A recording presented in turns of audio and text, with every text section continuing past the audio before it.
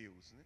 Existe um conhecimento intelectual e existe um conhecimento revelado de Deus. Preste atenção, que isto é importante para todos nós. Precisamos do conhecimento intelectual? Sim, precisamos.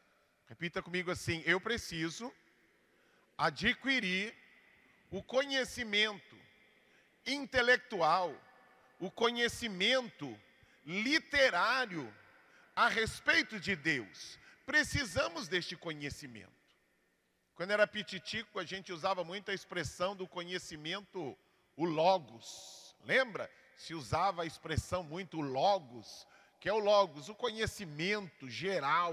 Precisamos conhecer as Escrituras, leia as Escrituras. Agora preste atenção, tem muita gente que conhece muito a respeito de Deus, mas não conhece a Deus. Vou repetir.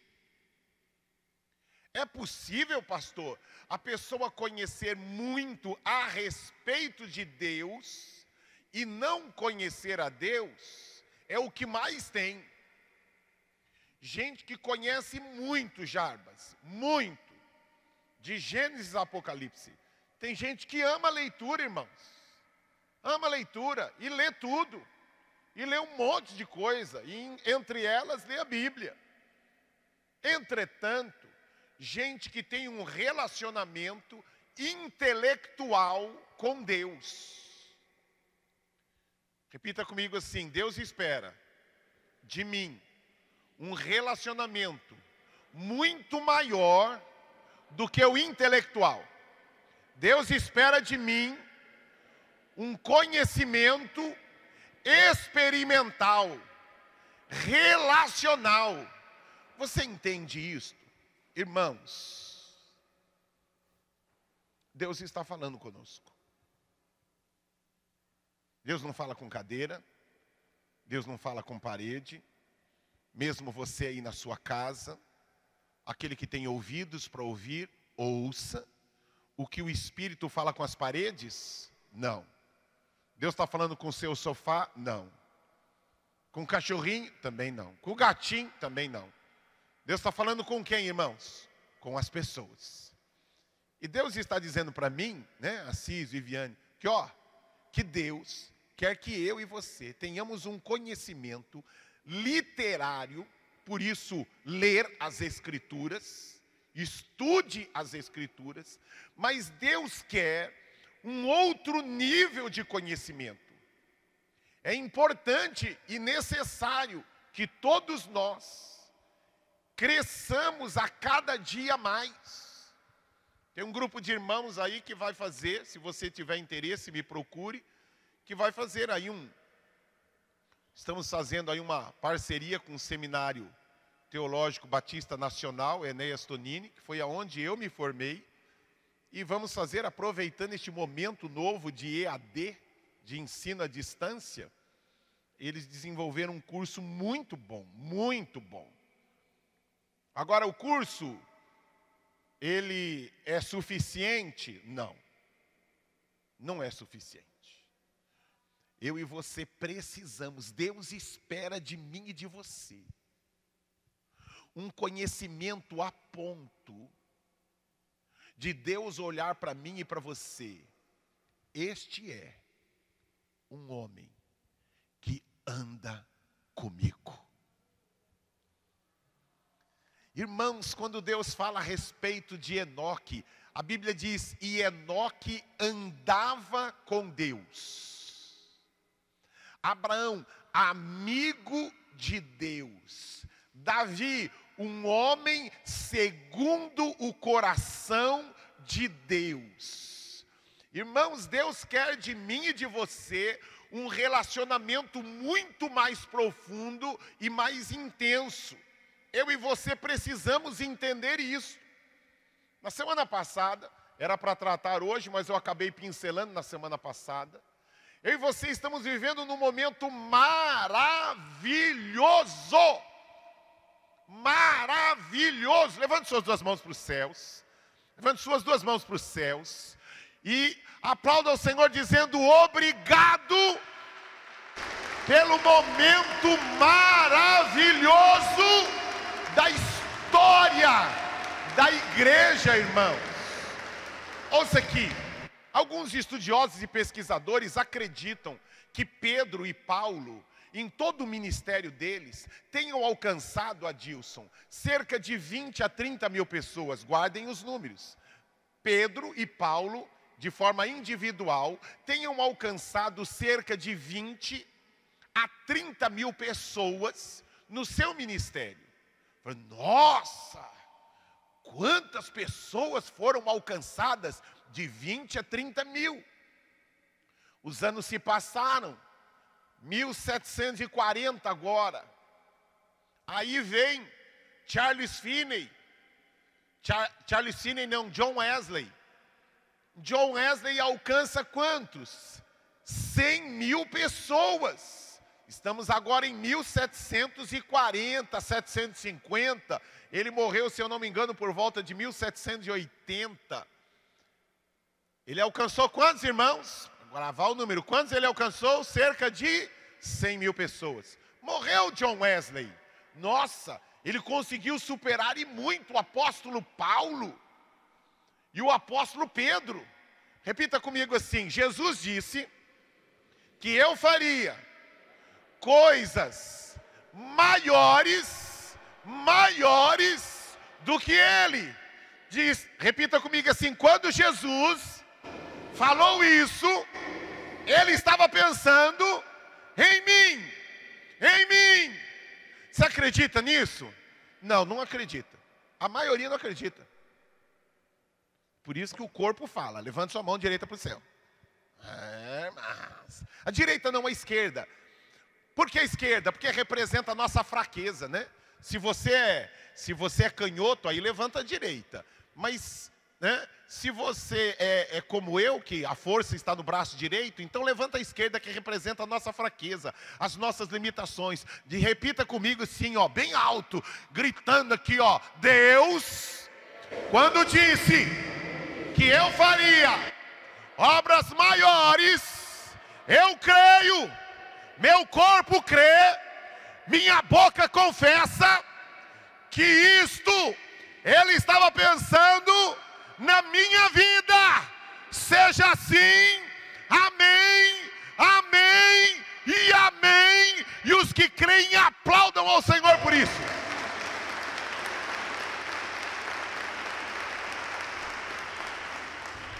Paulo 30 mil, John Wesley 100 mil. Morreu John Wesley. 100 anos depois, Deus levanta um homem, levantou vários outros na história, eu estou só pulando alguns aqui. Tem muita gente que foi levantada antes de 1700, muita gente, mas eu quero pincelar alguns aqui. 1840, 1850, Deus levanta um homem. John Wesley estava na Inglaterra. Repita comigo assim: Deus não está limitado a um povo e nem uma nação. Ele está à procura de homens que digam: eu creio, usa-me a mim. Amém? Ah não, Deus só usa os ingleses. Não, aí vem agora um americano. Deus pega e levanta Charles Finney. E Charles Finney, ele por volta lá de 1850, 1860, ele já estava com o número de quase 1 milhão de pessoas. 1 milhão de pessoas. Porque Deus não se limita a um homem e não se limita a uma nação e a um só povo. Morre. Ele morre. Depois dele, Deus levanta quem? Lembram, irmãos? Alguns eram pititico, leram aquele livro Quarta Dimensão na época dos anos 80, anos 90. Minha esposa estava acabando de nascer, né? Então, nos anos 90, havia um livro que batia, eram as bilheterias dos sucessos best-sellers, que era o livro Quarta Dimensão, do Dr. Shu. E aí o que ocorre da Coreia? A Coreia faz algo notável que o mundo ainda não havia visto. Uma igreja com 700 mil membros. 700 mil membros. Ele é vivo até hoje, Dr. Chu, velhinho, cocoroco, mas está lá. Velhinho ainda, mas está lá, está vivo, lá na Coreia do Sul. Aí falaram, nunca mais se levantará alguém que alcance, que tenha uma igreja com tão número de pessoas. Aí Deus vai lá, usou os coreanos, porque eles são aplicados. O povo coreano é dedicado. O povo coreano, porque a gente sempre justifica aquilo que não está acontecendo na nossa vida, dizendo que Deus tem os preferidinhos, os queridinhos. Não, irmãos, eu e você estamos aqui porque nós somos os filhos favoritos de Deus. Você pode levantar sua mão direita para os céus e dizer assim: eu sou o filho favorito de Deus.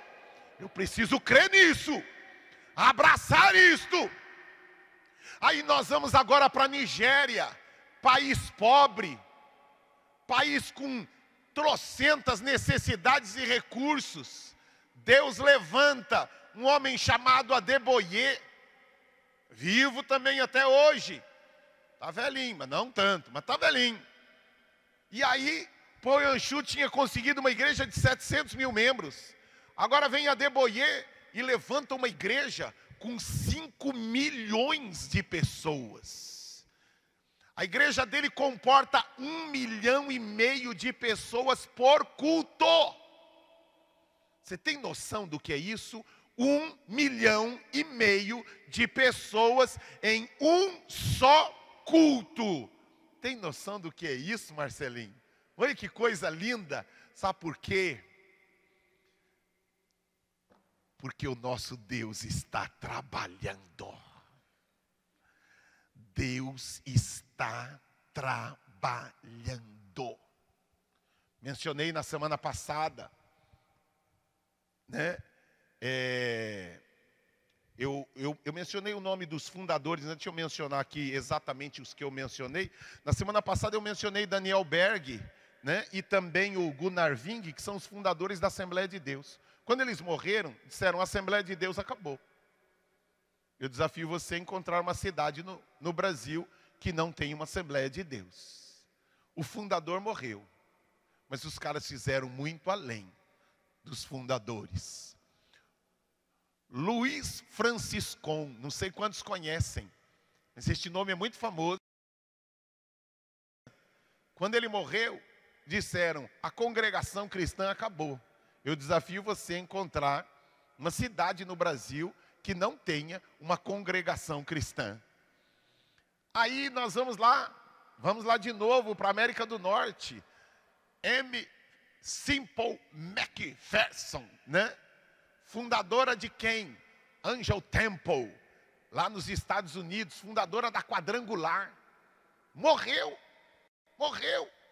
Desafio você a encontrar um país no mundo que não tenha uma igreja quadrangular. O que isso, pastor, tem a ver com o que o senhor vai falar hoje? Tudo a ver. Abra sua Bíblia no livro de Gênesis, capítulo 1. Hoje nós vamos sair do 1, irmãos. Hoje nós vamos sair do 1. Gênesis, capítulo 1.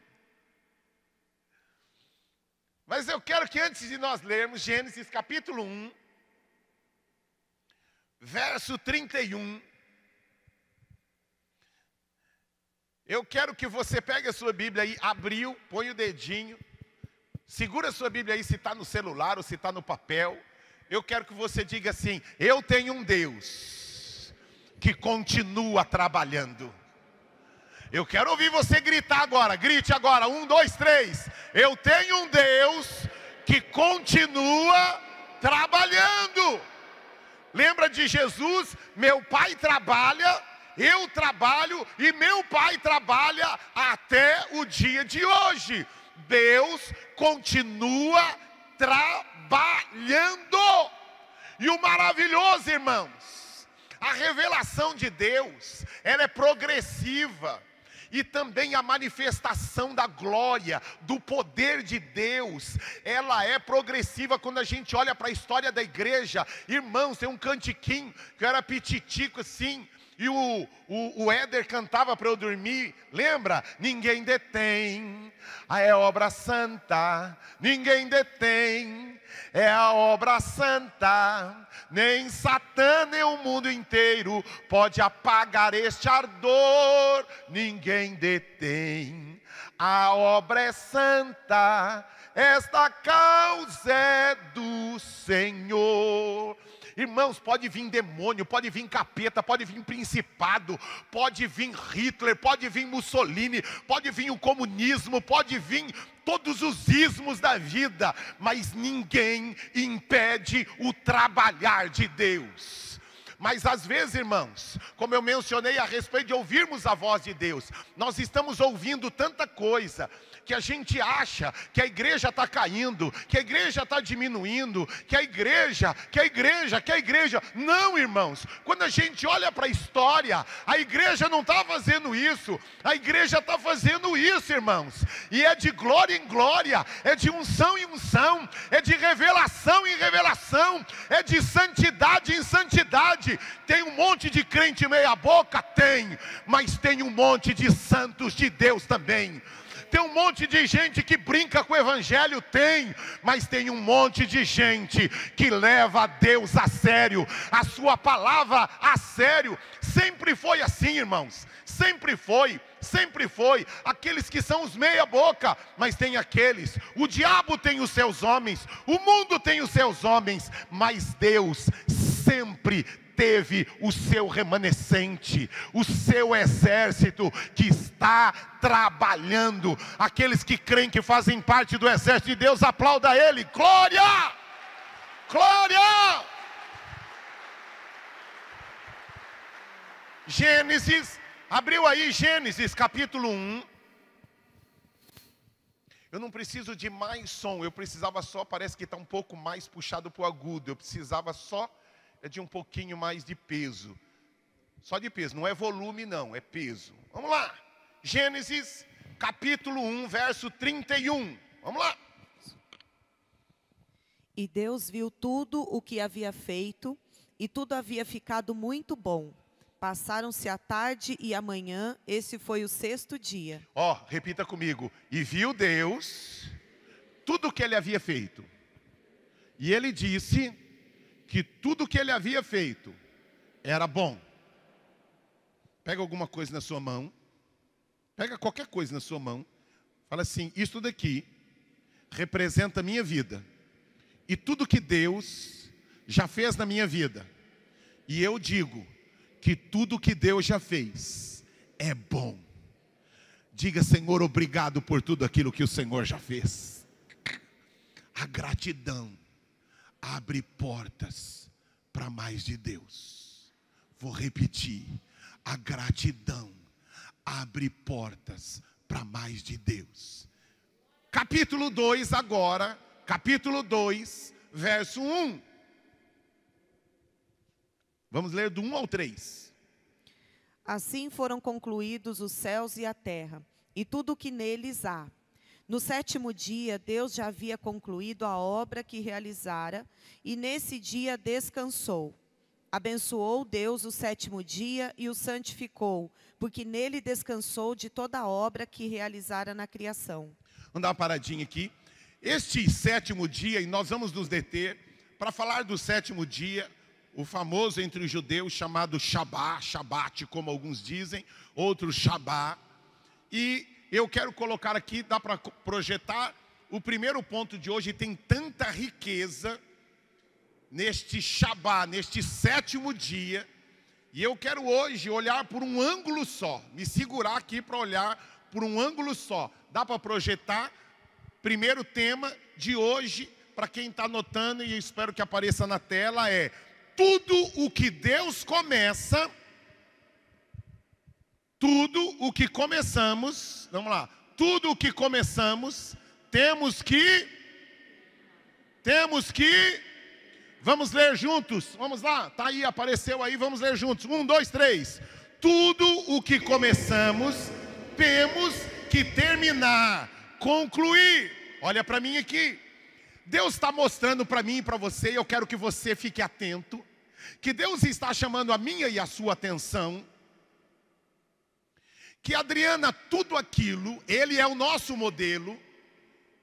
Estou trabalhando em cima disso, a respeito do livro de Gênesis, que ele é o start, ele é a porta do cânon.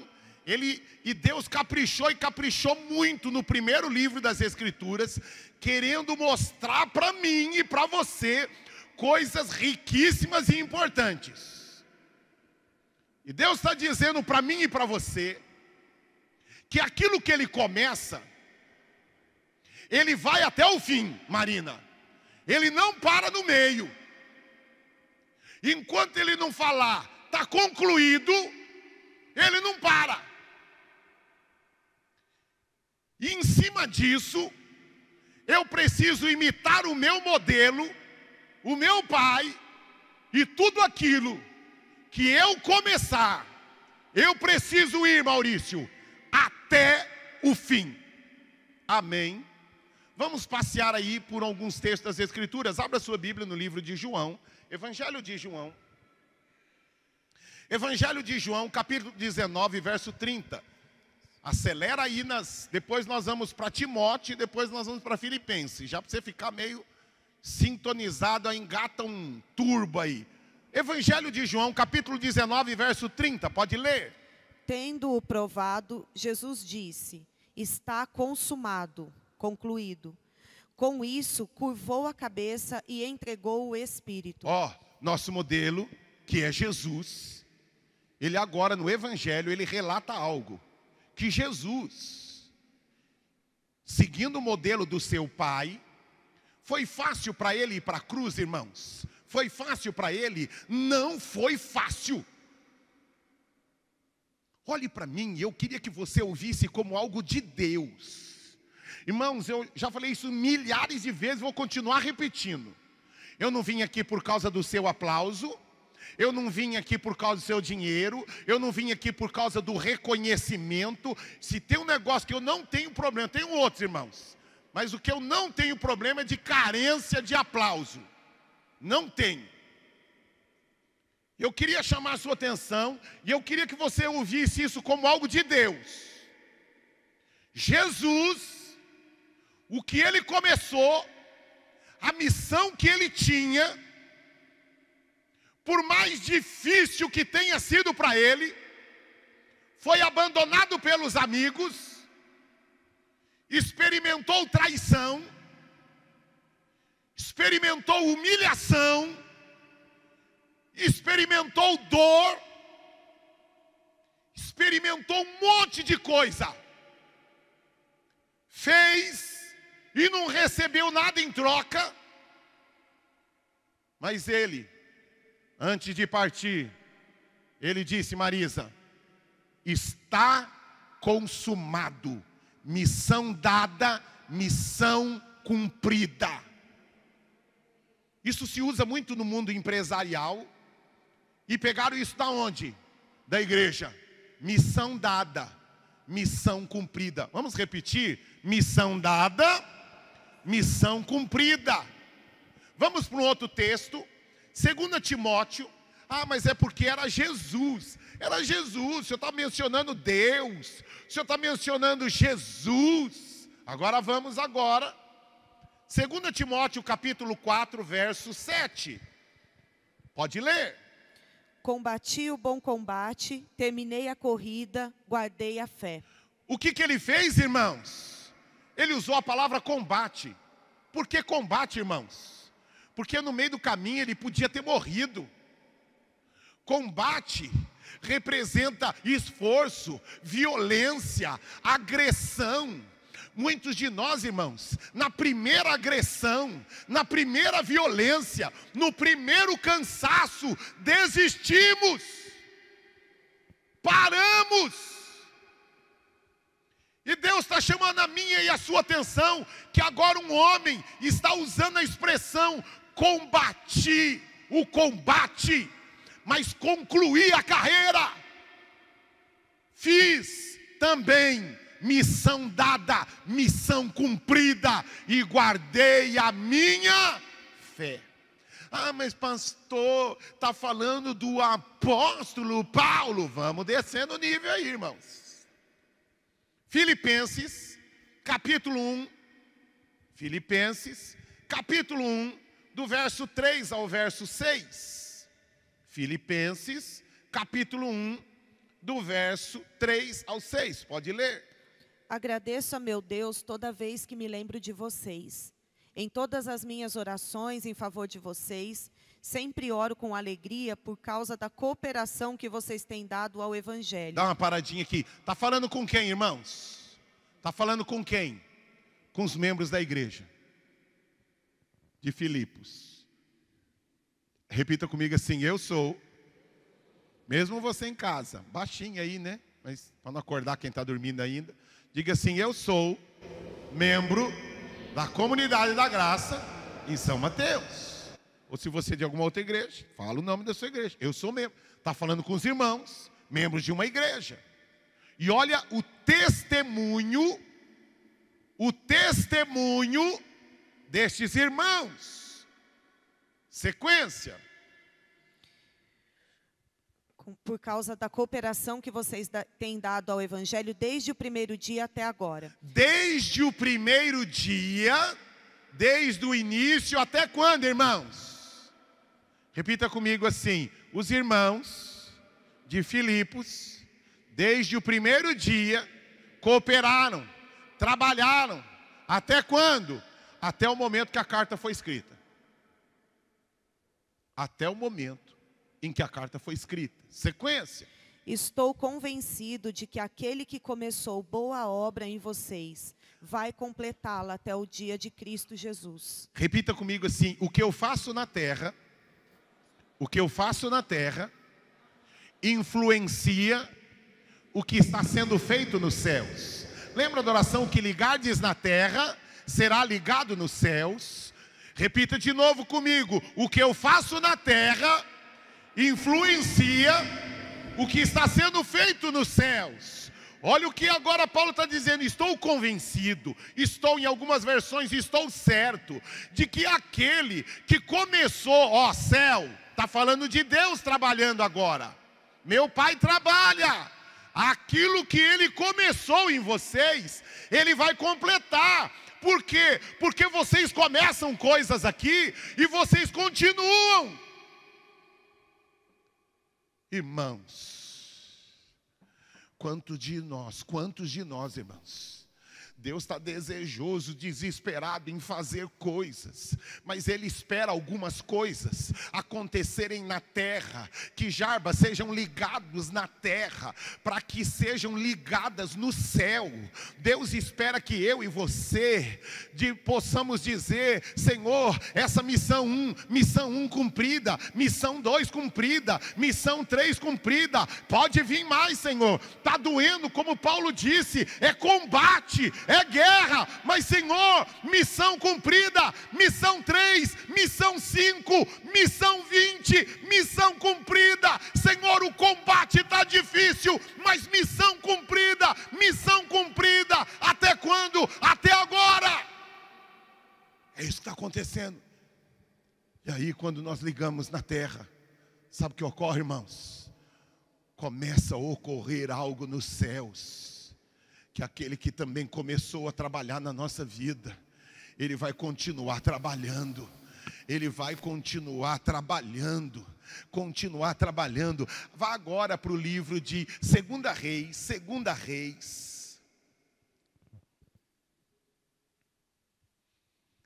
Reis, capítulo 13. Vamos entender aqui, enquanto você abre aí, 2 Reis, capítulo 13. O rei de Israel, o rei Jeoás, estava sofrendo nas mãos do rei Assíria, sendo atormentado.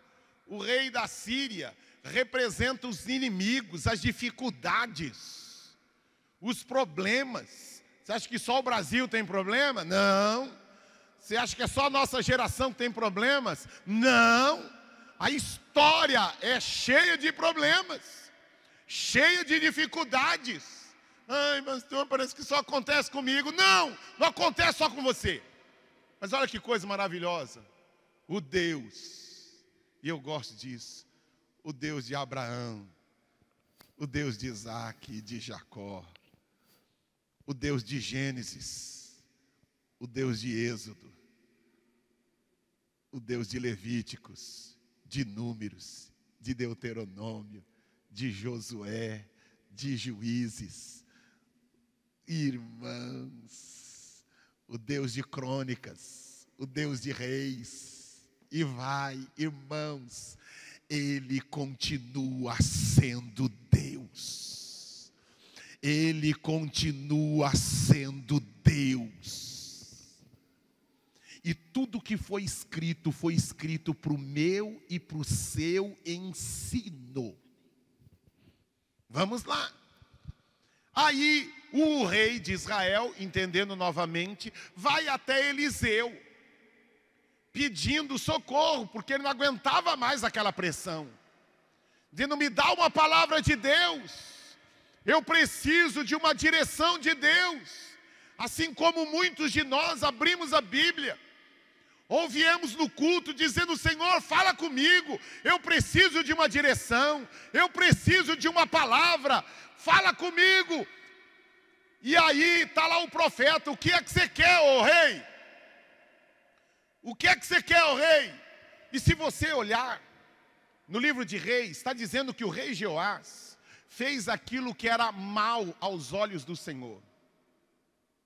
Olhe para mim, preste atenção. A Bíblia diz que o rei de Israel, em especial este rei, fez aquilo que não agradava a Deus. Irmãos, como o nosso Deus é maravilhoso. Mas a Bíblia diz, buscar-me-eis e me achareis, quando me buscarem de todo o seu coração. De todo, aquele que bate na porta, irmão, a porta abre. A Bíblia diz que aquele que busca, encontra. Aquele que pede, recebe. O problema, irmãos, é que Deus fala conosco. A gente vai pedir direção a Deus, Ele fala conosco, mas nós estamos, Carley, envolvidos com tanta coisa. Nós estamos, sabe, tão atordoados, com tanta dificuldade, que a gente não consegue ver, que a gente não consegue ouvir. Deixa eu dar um testemunho simples aqui.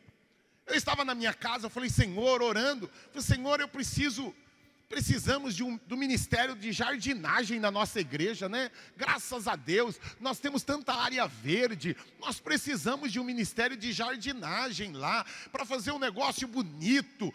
Aí eu já comecei a viajar, né? Porque meu filho me levou lá na igreja onde ele está estudando, lá em São José dos Campos. Aí eu vi um pé de oliveira, eu vi tanta árvore bonita, tanta flor bonita. Aí eu falei, Senhor, eu quero isso também, lá para a comunidade de São Mateus. Não é à toa que nós saímos de um prédio que não tinha nada de verde. Agora o que não falta aqui é terra, mas está nascendo só mato. Eu não quero mato, eu quero coisa bonita. E meu filho mostrando para mim e eu já sonhando com o nosso prédio. Aí eu orei, e no meio da oração, de repente, do nada, que aquilo que eu falei, às vezes Deus fala de forma audível, às vezes com desenho, às vezes com uns relâmpagos, puf. E aí eu vi a Shirley e o Altair na minha frente. Aí tivemos a nossa reunião de GD. Aí eu cheguei e falei, olha irmãos, eu estou orando, aí meu filho me levou para ver umas coisas, e eu estou sonhando com um ministério de jardinagem na comunidade aqui de São Mateus, e eu preciso de alguém para encabeçar isto. E Shirley, eu queria saber se eu posso contar com você. Irmãos, ela quase caiu da cadeira. Pergunte para ela. Ela quase teve um troço. Falei assim, eu? Falei, sim. Mas na minha cabeça eu pensei, ela tomou um susto, porque eu nunca ouvi ela falar de planta, de nada, né? Ela fala de crianças, mas não de planta. Criança é uma coisa, planta é outra, né? Tudo bem que os dois crescem, mas nunca vi falar de planta.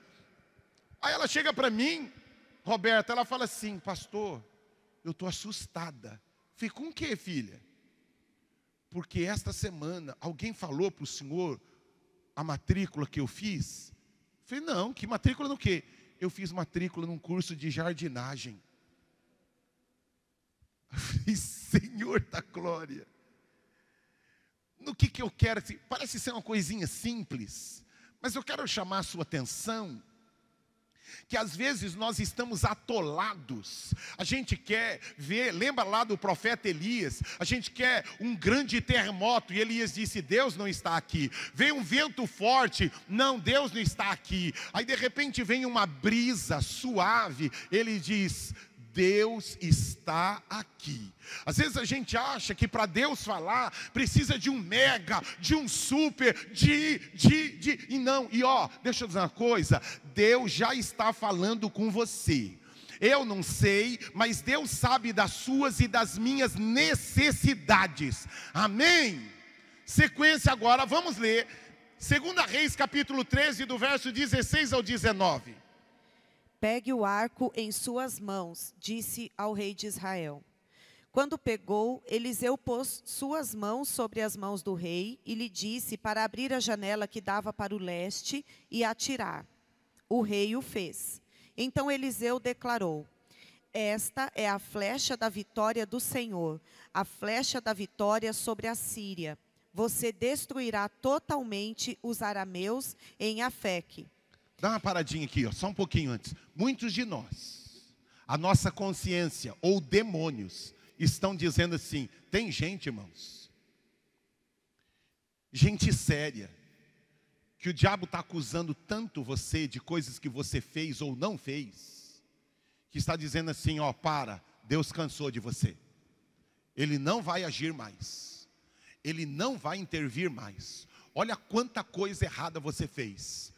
Aí Deus vem e usa o livro de Reis, mostrando que um homem que havia feito a coisa errada, mas quando ele pediu socorro a Deus, porque o profeta representa Deus. Você vir aqui, você estar assistindo na sua casa, representa que você está dizendo, com a atitude de ligar na sua casa, ou a atitude de estar aqui, você está dizendo, Senhor, eu preciso ouvir a tua voz. E aí, mas aí o diabo, demônios e a nossa consciência diz, ó, Deus não vai falar com você, Deus não vai agir. E Deus pega agora o livro e diz assim, ó, quem é você para dizer que eu não vou agir? Quem são os demônios para dizer que eu não vou agir? Clama a mim e responder-te-ei e anunciar-te-ei coisas grandes e firmes que não sabes. Por isso Deus pega o rei e diga assim, pegue e segure nas mãos a flecha da vitória. Irmãos, se buscarmos a Deus com sinceridade, Deus sempre, sempre nos ouvirá. Sequência do texto. Em seguida, Eliseu mandou o rei pegar as flechas e golpear o chão. Ele golpeou o chão 3 vezes e parou. O homem de Deus ficou irado com ele. O homem de Deus ficou, irmãos? Vamos lá. O homem de Deus ficou irado com ele e disse, você deveria ter golpeado o chão 5 ou 6 vezes. Então iria derrotar a Síria e a destruiria completamente. Mas agora você a derrotará somente 3 vezes. Irmãos, o que Deus está querendo falar comigo e com você? Ó, eu comecei algo e eu fui até o fim. E eu espero que você comece algo e vá até o fim. Aí Deus, irmãos, começa a ficar indignado.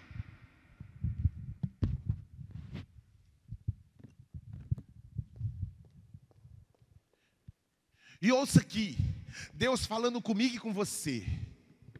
Ei, por que você parou? O profeta, irmãos, ficou indignado pela ausência de continuidade, Marcelo, e de entusiasmo.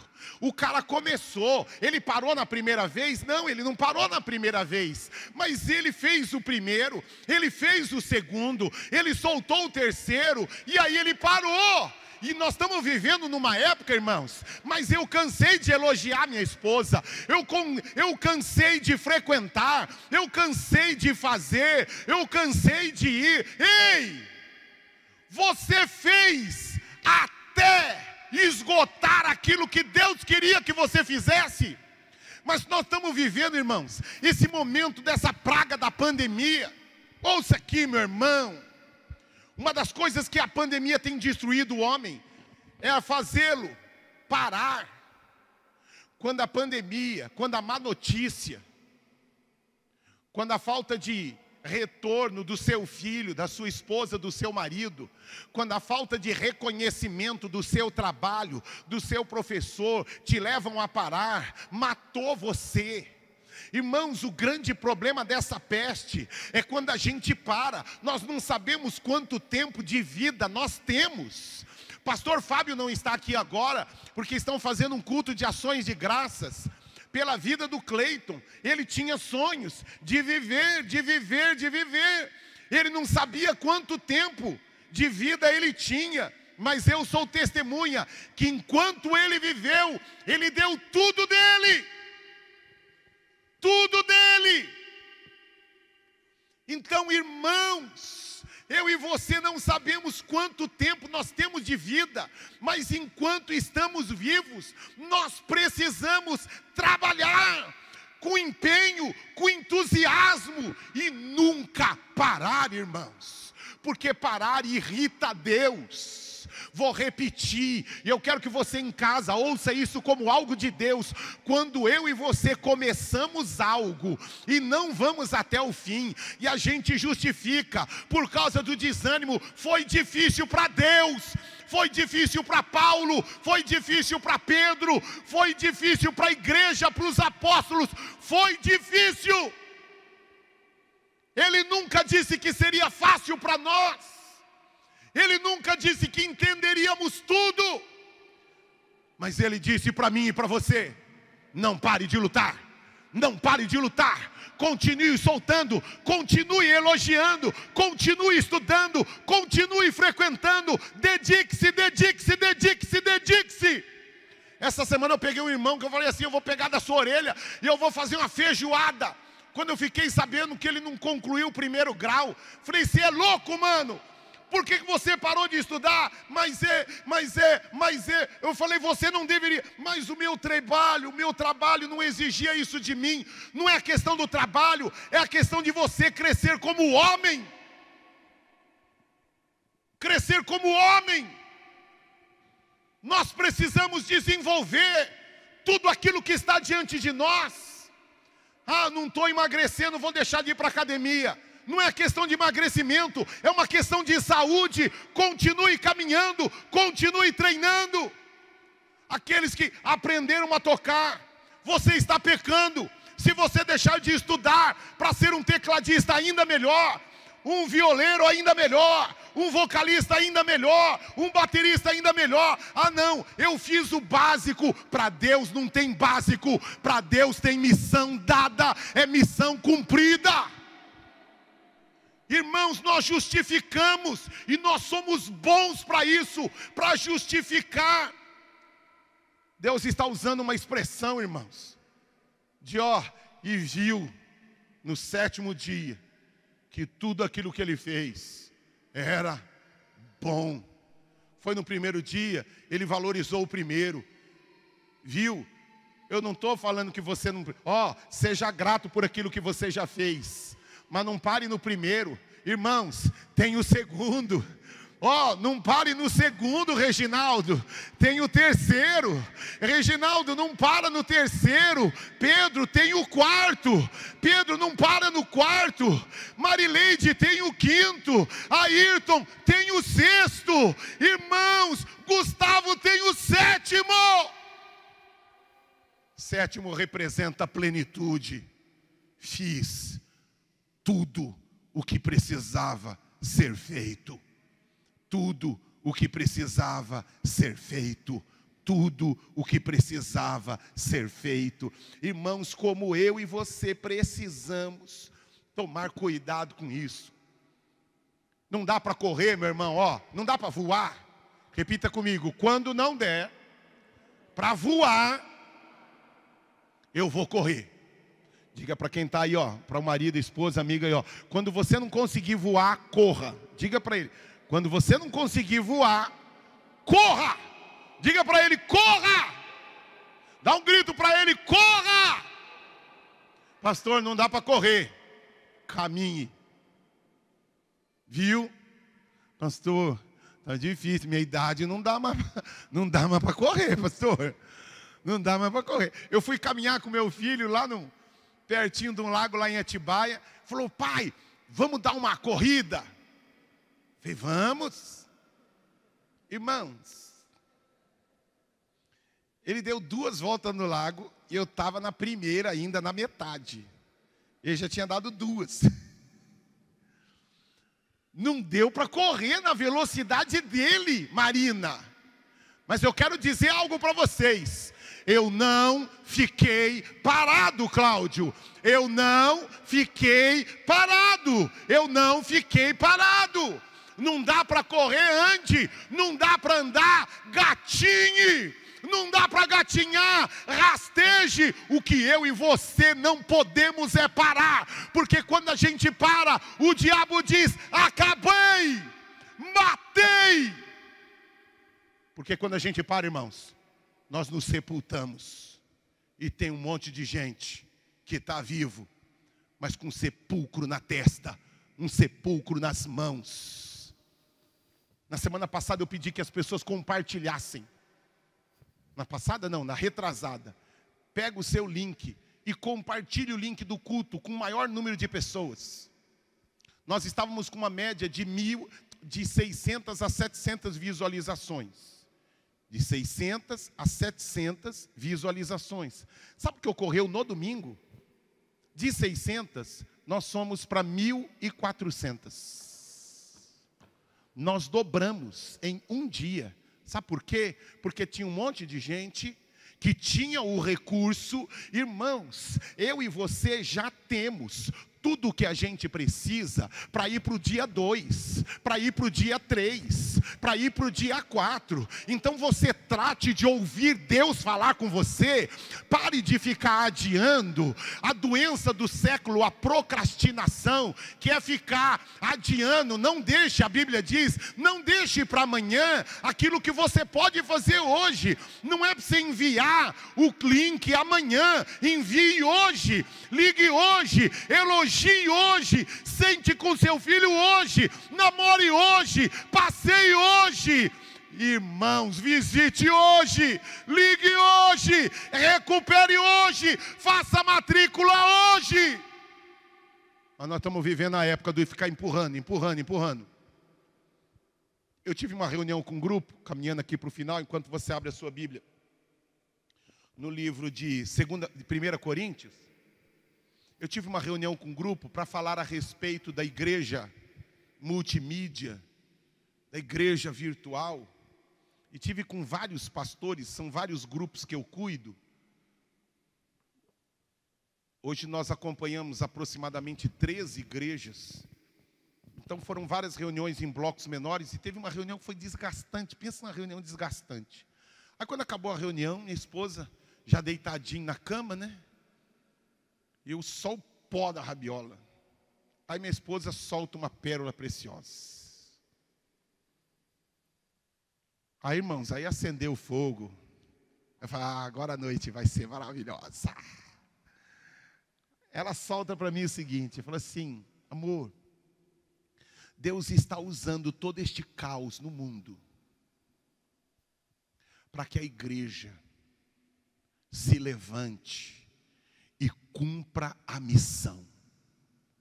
Porque na velocidade que nós estamos, sabe quando que nós vamos pregar o evangelho até os confins da terra? Lá para 2050, 2100, lá para o ano 3000. Porque as pessoas estão tão acomodadas na sua casa, no trabalho, no salão de cabeleireiro, tem cabeleireiro aqui, tem cabeleireiro aqui, estão acostumadas, estão enroladas com as coisas do trabalho, da escola, os filhos que estão crescendo, a adolescência e correndo atrás de tantas coisas, e a igreja esqueceu da sua prioridade em relação à missão. Deus disse indo, porque lá, irmãos, no original não está escrito ide e pregai o evangelho, não. Lá está no gerúndio, usando a linguagem portuguesa. O gerúndio que é o quê? É indo, ando, lembra o gerúndio no português? Indo, ando, comendo, bebendo, é indo. Isso significa, enquanto você corta cabelo, enquanto você cuida da sua escola, enquanto você vende os seus produtos, enquanto você toca, enquanto você viaja, enquanto você passeia, indo, pregai o evangelho. Indo, pregai o evangelho. Não se esqueça da prioridade. Buscar em primeiro lugar o reino, e todas as demais coisas nos serão acrescentadas. Indo para a faculdade, indo vender, indo, pregue o evangelho. Pregue o evangelho. Esta é a missão. Já havia YouTube, já havia Instagram, já havia, e nós usávamos esses recursos? Não usávamos.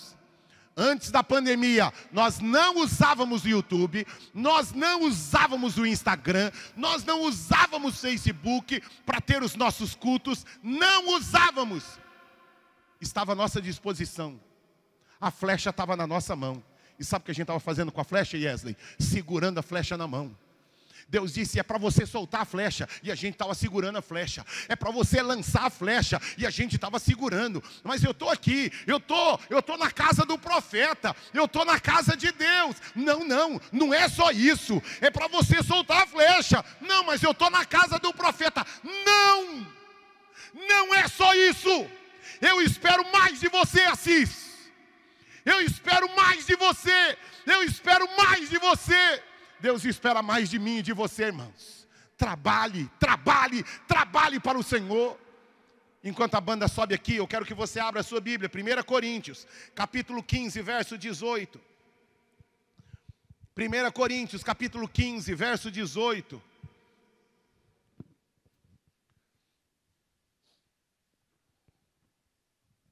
Vocês conseguiram passar o vai valer a pena? Conseguiram passar? Dá? Vamos lá.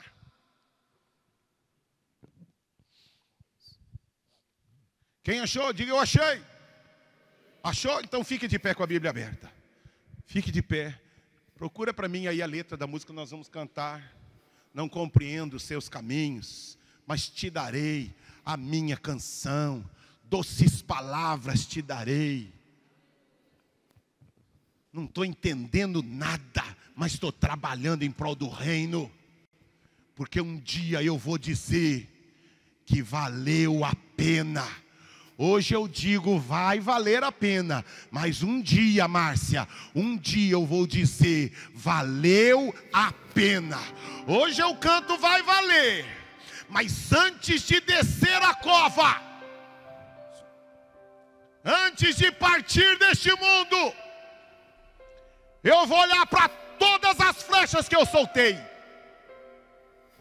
Naquele dia seu carro não terá peso. Seus diplomas não terão valor nenhum naquele dia. Vai entrar agora. Entre agora numa UTI de um hospital. Pergunte para eles aonde está o seu carro.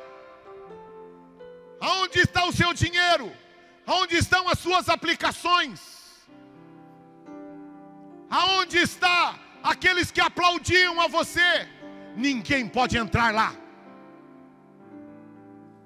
Por mais famoso que ele seja, por maior que seja a igreja. Era meu melhor amigo, Cleiton.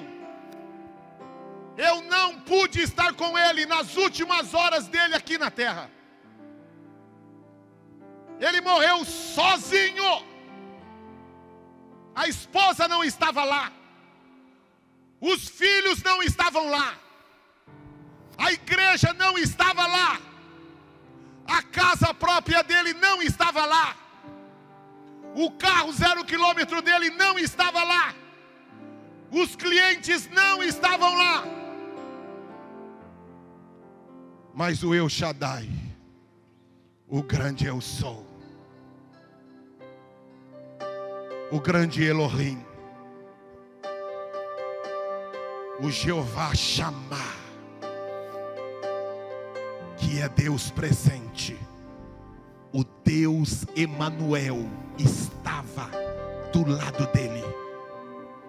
Aquele que disse: estarei com você todos os dias, até a consumação dos séculos. Sua esposa não pode entrar, seus filhos não podem entrar, seus melhores amigos não podem entrar, mas eu estou aqui do seu lado para dizer a você: valeu a pena tudo o que você fez. Valeu a pena tudo o que você fez. Valeu a pena tudo o que você fez. Eu, o Senhor, conheço as tuas obras, e valeu a pena tudo o que você fez. Vamos ler juntos. Vamos ler aqui, ó. Projeta para mim 1 Coríntios capítulo 15, verso 58, para que a gente possa ler juntos. Projeta para mim, eu sei que tem a música. Olha lá, olha lá. Vamos ler juntos. 1, 2, 3. Portanto, meus amados irmãos, mantenham-se firmes e que nada os abale. Mantenham-se. Mantenham-se. Quero ouvir de novo. Mantenham-se.